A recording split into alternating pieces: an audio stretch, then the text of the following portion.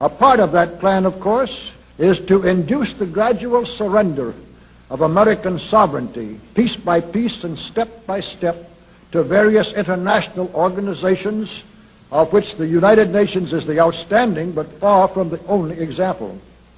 Now, here are the aims for the United States.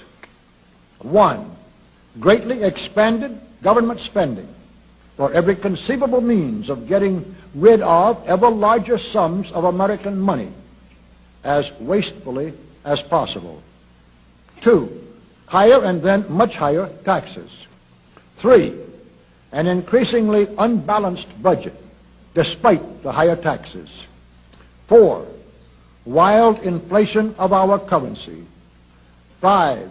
Government controls of prices, wages, and materials, supposedly to combat inflation.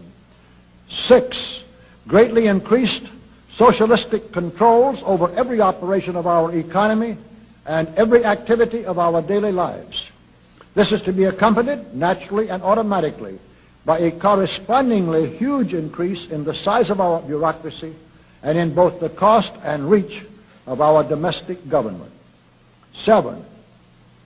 Far more centralization of power in Washington and the practical elimination of our state lines.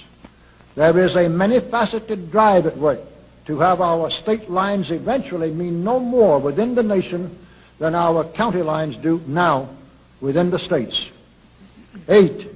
The steady advance of federal aid to and control over our educational system, leading to complete federalization of our public education. 9.